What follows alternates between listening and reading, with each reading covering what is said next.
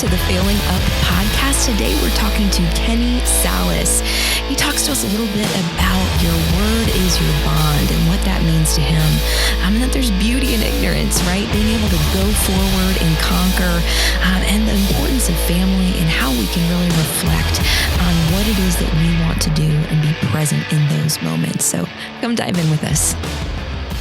All right, let's hop in. Welcome back to another episode of the Failing Up podcast, humble lessons in life and business. Here with my amazing co-host, Dusty Oglesby. Dusty, thanks for being here, man. It's good to be back. Nashville is the one place I come where I just feel like I'm in Texas all over again, man. I don't have to change the way I talk. Everybody understands me. I was thinking you said that to one, and I don't know that my wife has ever made a picture of sweet tea.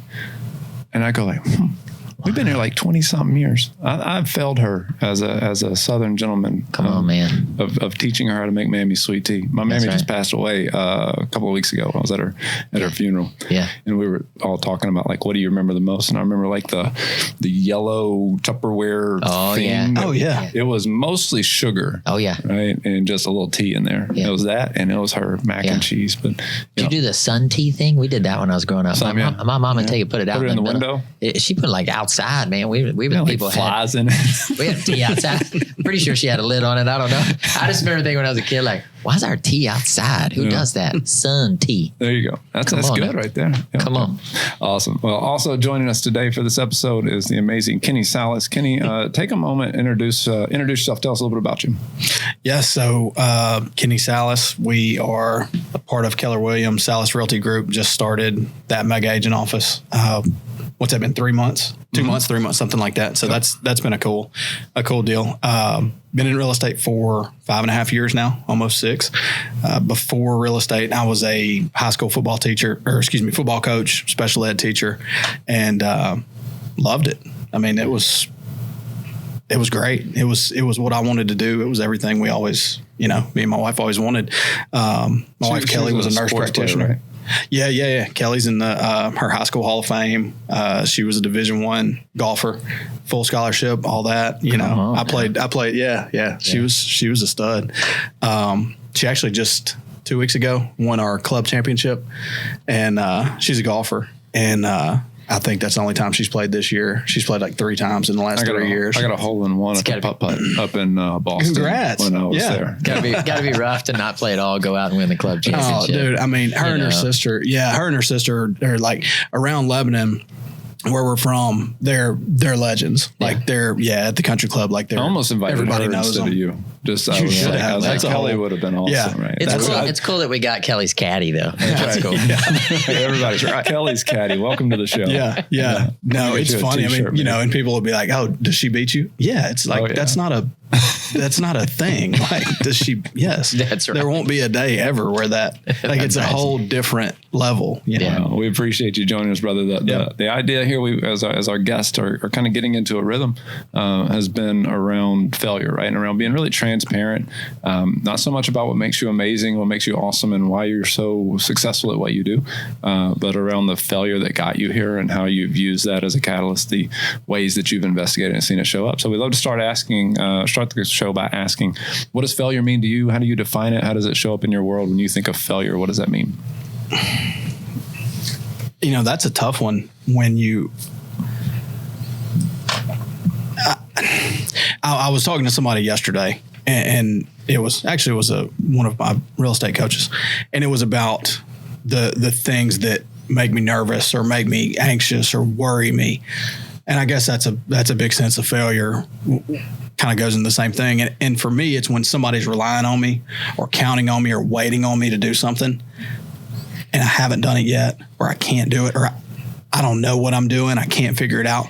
So that, to me, it's that sense that drives me to make sure I know about X, Y, and Z, because it would scare me to death. And just if someone thought that I wasn't doing right by them, or I didn't know what I told them I knew, or something like that. So that's the failure that for me really, really worries me. And so it keeps me sharp, or it keeps me driving to know more or learn more or figure that thing out, because it would just break my heart if someone said, yeah, that's Kenny. He did this on purpose. He knowingly didn't tell me this or something like that. So that's the failure for me, is the fear there. Yeah. I think it's just knowing you, right? You and I had a chance to get to know each other over the last 2 years or so.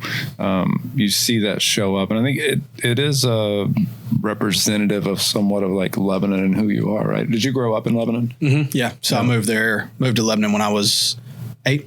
Yeah. So yeah, it's home for sure. And so it's this small town feel of, one of the things we've talked about with Level 8 is it's still important to us that like our word means something, right? That we're in business with high integrity people that, that when we say we're going to do something, we're going to do it because of just kind of how we were raised. Yeah. Right? And then you see, I hate that I see that deterioration of your word is your bond type thing around the world.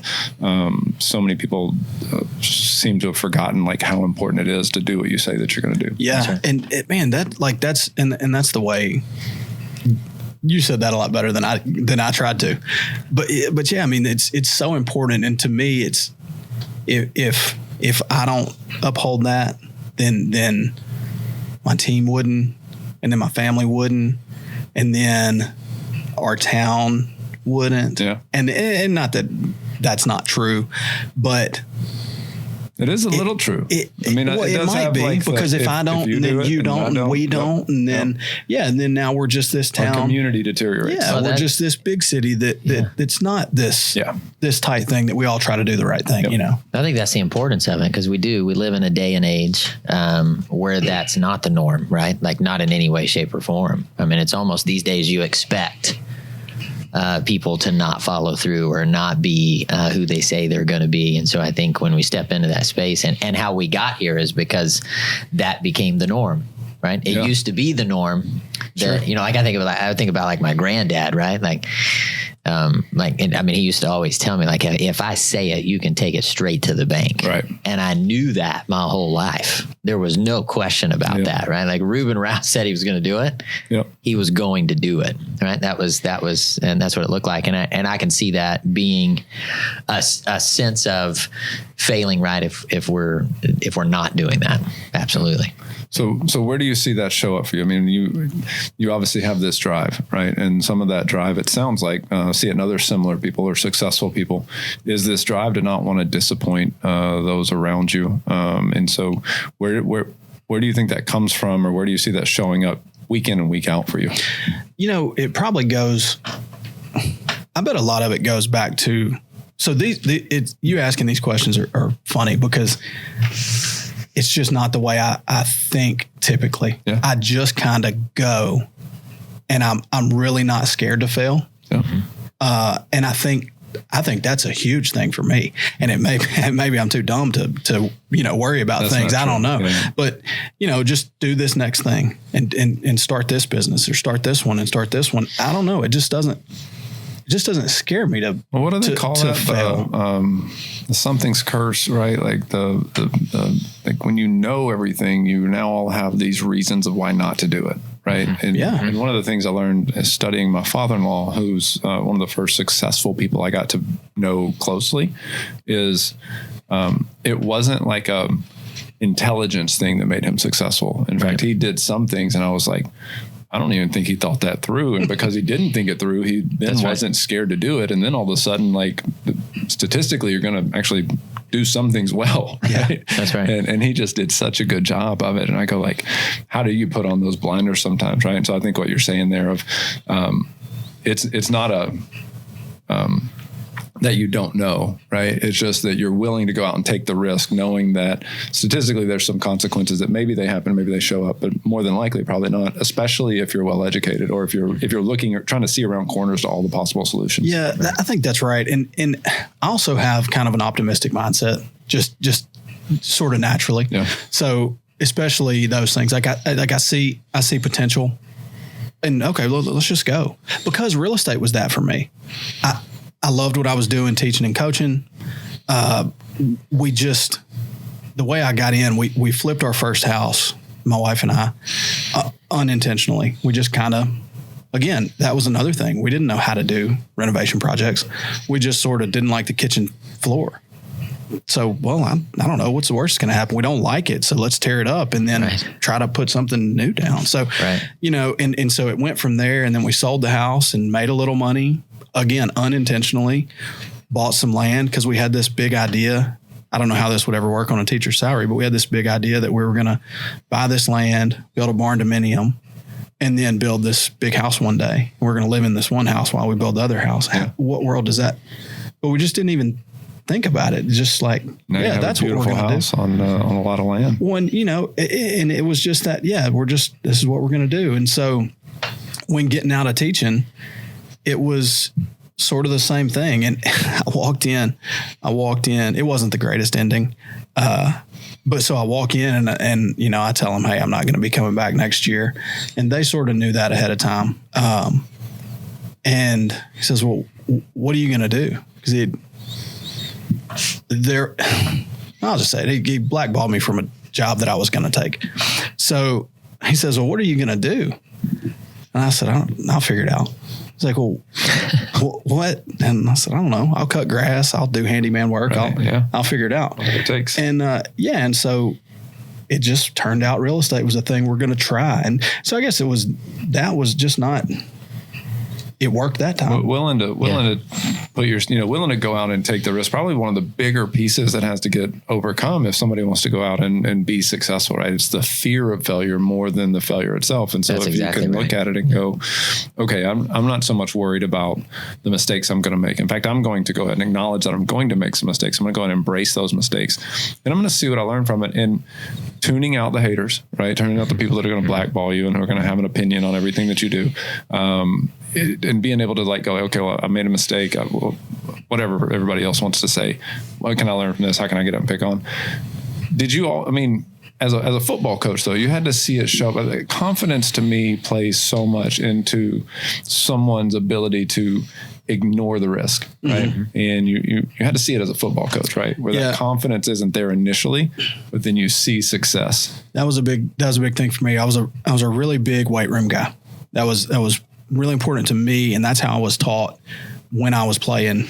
That's where it started, and because you can see changes, it's just you see them, they show up, and then all of a sudden, kid's a sophomore, then he's a junior, and he's a lot stronger, and obviously he's bigger and older and all that stuff too. But you see these things happen and change. Yeah. So I was always big on that, but I knew what I was doing in football. I knew what I was doing from I never questioned it. And so with that came fear of changing or fear of doing something different. Sure. Can the kids do this? Can this, and so that's where fear absolutely would kind of stop me, because let's not do this because it's a little too aggressive or it's a little too this or that. So I think when I started in real estate, and now as we start some different things, there's a little bit of beauty in ignorance. Yeah. And not having, I don't think I know too much to go fail or to go do this. Because if I fail, well, I didn't know what I was doing in the first place. Like it's not, of course I did. That was my dating strategy. Yeah, right. So it's not, I think it's the ability to just kind of let loose and just go try it, because if it doesn't work, it doesn't work, whatever. Yeah, it's having that, I think it's where you call it optimism, faith, and going, hey, one of the things my dad always taught me, when I would come up with when I would have a tough decision in front of me, is he would say, hey, three things are always really true. God loves you, your mom and dad love you, and the sun's going to come up tomorrow. So he's like, you can blow it, and those three things are still going to happen. Yeah. And so it gave me confidence, right, to go, well, let's go do that. Yeah. And if it blows up, right, to your point, I'm like, we'll learn from it, or I didn't really know where we were going. How I was going to do it anyway, right? I saw something last night. Funny enough, I think it was on Instagram. But it said, I'm going to butcher it now. Oh, no, but it said, I'm finally at a place in my life where I don't get upset when things don't go my way, because it obviously wasn't God's plan in the first place. That's right. And when you can get to that point, and I'm not saying I'm there by any means, but that really stuck with me last night when I saw that, because it just thought, yeah. And it's funny that we're here today doing this, because it doesn't really matter. Right. I mean, it goes wrong. And as long as we didn't intentionally make a decision that was harming people or wronging people, we messed up. Yeah. That's right. Yeah. Okay. Well, there's some solace in the fact that, I think God does put in things that were put on our heart. I think I learned this in Bold, right? That if it's put on your heart, there's some force that wants you to pursue that, right? Like it didn't just create itself out of nothing, right? No, and so when you have those thoughts and those desires or those, things of going to do something, you can stop and think like, well, this was put on my heart for a reason. It's at least worth investigating, right? Two of the things I heard you say, I think those lessons and what you said about being a football coach was one, you were helping these boys progress as football players, but you knew it, right? And I used to love, Diana would say to us, if you're not confident in yourself, you can borrow my confidence in you until you're confident enough. That's right. And having that champion by your side, be it a father or a friend or a coach or whoever that mentor is, to be able to believe in you, even probably a lot of times when you may not believe in yourself. That's right. That's how we pass confidence along in this society, right? It's how we pass it along to our children. That's how we stand there and champion by their side. Like, I'll be confident in you if you don't have that confidence. That's right. And then the willingness as a leader to turn around and help the next person in line, right? To once you knew, right, being able to turn around and kind of give back to those boys. I think that's pretty powerful, right? It's a great lesson as you're kind of growing. So think about this. Think about a time in the last few years that maybe you were in a tough spot, right? Maybe you were failing at something, or it didn't feel real good. You knew you kind of had a point of recognition that you had failed, but now looking back, you can kind of go like, I see why that happened on my journey. I didn't know it at the time, but that failure led me to this. Yeah. So I've thought about this a lot. It's funny. It was this first came up for me in Bold. The first time I did Bold, it was my first year teaching, first year coaching. There was all these things that were truly not right. But I'm 23 years old. I'm not right about everything. I don't have all the answers. And looking back, I really pushed way too hard on some things. And ultimately it went terribly. I'm fine with it because it was, again, it's fine, but it went terribly. And I didn't need to be so bold about how I was going about some things. And looking back, it just devastated me because it was this job that I wanted and all this stuff, and it didn't happen, didn't work out. I couldn't believe it. I just absolutely couldn't believe it. And then looking back, like, well, I learned from that I've really got to settle down sometimes. I've really, there are people that are older and more experienced. And while it might not seem that they have everything figured out at the time when you're young, all of a sudden you get a little older and you start realizing experience is real, even if you don't see it when you're young. And that's just it's always been really hard for me to see people being patient and being passive. And I say passive, it may be that it's patient. Yeah. And a lot of times to me, that seems like being passive and letting things happen and not being in action and going for it. And so that's something for me that I've really had to learn is it's not always a go do something right now. Sometimes you have to let people figure things out for themselves. You have to sit back and be patient and let the plan play out and that kind of thing. And that's really hard for me. I think that's, if we have younger listeners listening to this, right, it's all the little things. And some of them are just small idioms or sayings that we hear. As you get older, you realize like how true those things are. And I don't think we've figured out a great way to teach those lessons because experience is just such a great teacher. Mm-hmm. And so just again, as a father, I can tell my child, I'm like, oh, I wish somebody would have just shook me when I was your age and just made this a thing that I knew. Yeah. And yet you can't do it. You have to go through it yourself. Yeah, right? That's right. I would sit there. It was the football team was so important to me when I was coaching. And so I'm the first one there. I'm the last one that leaves. Almost every day, almost every year I coached. And I just couldn't understand why everybody else wasn't and why any coach would leave that locker room when there was still a kid there.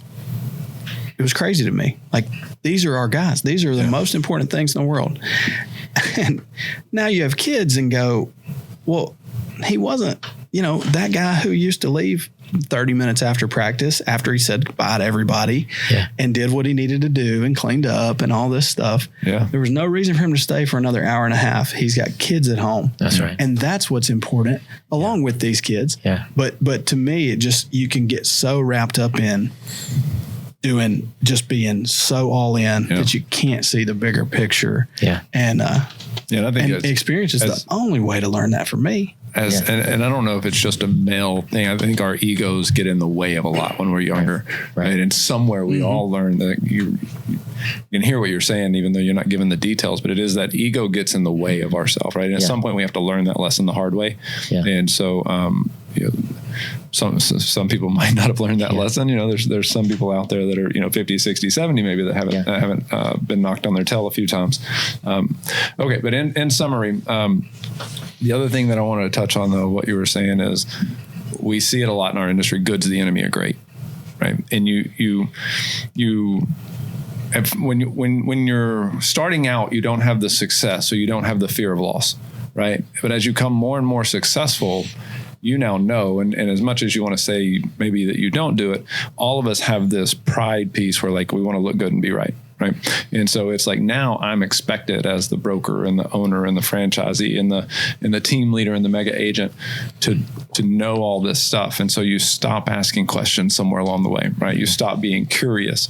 I love the story Gary tells about going to a seminar and someone's like, why are you here? Right. And it's just his thirst for knowledge, right? Wanting to learn. Where do you see that? Where do you see it, Dusty? You see it show up as good as the enemy of great, where people take their foot off the pedal because they're now scared of losing what they've built more than pursuing what they're after. Yeah, well, I think the fear sets in of. I don't know if people talk about a fear of success. I think it's people get afraid of the results of the success, meaning like now all the things all the uncontrollables that go into that, right? Like one thing people don't see when we look at people that are successful is you don't see all the things that are uncontrollable, right? Mm-hmm. But they've chosen to step into those things anyway. And I think we get afraid of all the uncontrollables. And I think it goes back to a fear of failure ultimately. Yeah. Right. I mean, I think that's where we end up is, well, what if I'm not able to go to the next? And so then we actually self-sabotage. I mean, this is one of the things we coach on all the time, right? Brianna Weiss in her book, The Mountain Is You, the whole thing is about we self-sabotage our own success because, and you can fill in the blank, right, of why we do that. And yet we self-sabotage our own success. It goes back to even what you were talking about at the age of 23, right? As you were talking, I was thinking how different our perception changes, right? as we get older, right? Because you were there going, how can these guys possibly leave this locker room? Like these guys are the most important people on the planet. Mm-hmm.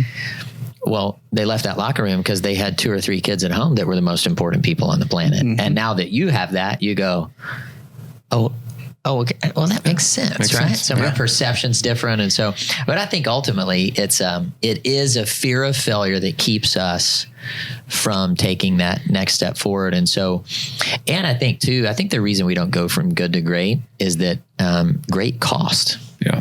It just does. Yeah. You're a lot more willing to fight for food when you don't have food. That's right. Versus when you have food, steak dinner versus mac and cheese, right? Still satisfies. So, that's right. So wrapping this, that was a horrible analogy, by the way. Just, the whole, I'm hungry. I like both of those things for the record. They go together well. I know they're both satisfied. Too, like the good to great thing is tough because what made us good in this industry is not the thing that then makes you great. Get you there. Yeah, that's right. That's really hard to figure. Yeah, I mean, it's not getting better at what you do. That's where you see the most successful people. It's just this thirst for the challenge, right? Mm-hmm. And that can almost be unhealthy to some extent. We're running out of time. I want to make sure we get this question in. So think about in the future, Kenny. You're done, right? You're at the end, and you look back. Your beautiful children and Kelly and everybody. What are you concerned your biggest regret's going to be? Oh, it's so easy. Is not taking the time right now to get away right now and have, you only have little kids for 4 or 5 years And then, I saw something else, another thing the other day, that you're only their favorite person for like 10 years. And then they have best friends, and then they have sleepovers, and then they want to, they get married and go off and all this. And like that terrifies me. There it is. Yeah. Man, That's what I'm worried I'm going to fail at right now. And that's why we're doing some of the things we're doing, is just trying to figure out, we've got to stop that. We've got to stop it now. Yeah. We've got one that's almost 5. How'd that happen? Dude, We've got a third one that's fast. just turned 1. Yeah. When? Yeah. About broke my heart. My youngest one is 11, and he and I are thick as thieves. We're buddies, right? Coaches baseball, and we're just together all the time. And he walked up the other day and grabbed my hand, and we were just walking, right? Yeah. And I was like, this could be the last one. That's right. Right? Like this Because like, there will be a last I recognized it in the moment, because I was like, he's 11, almost 12. I'm like, this might be it, That's right. And like, I didn't want to let it go. Yeah. Yeah. So what are you doing now to, I know y'all have made some changes. What are you doing now to try to wire around that? Right now, we're trying to hire people. We're trying to hire people, and we're trying to get out of the 80%, stick to the 20%. I mean, and it's funny, in the last few months, all of a sudden, I think it's the maturity and experience. All of a sudden, I feel much better about getting rid of that 80%. And it's always been really hard for me. I like to control things. I like to be in charge. Yep. All of a sudden, that's getting way easier. And so that's the big thing, we're doing that, and really just trying to be present. It's hard to be present when you've got all these things in the background, So trying to get rid of those things in the background, trying to really be purposeful about what we do and when we do it. Yeah. And I'm proud of y'all for doing that. I've seen that show up. Kenny, if somebody wanted to get in touch with you or wanted to reach out to learn more about you and Kelly and y'all's life, how would they reach you? You can find us on all social media platforms, Sallis Realty Group. That's probably the best way. Phone numbers are on there, emails are on there, all that kind of stuff. Lebanon, Tennessee, guys, about 20 minutes east of Nashville. I'm sure they would love your referrals and love to just build a relationship and network with you guys. Guys, we hope you're enjoying the podcast. We hope that you'll continue to stick with us, share it with friends, let others know it's available on all of your favorite podcast channels. Please like it, share, subscribe, and we look forward to seeing you on the next episode.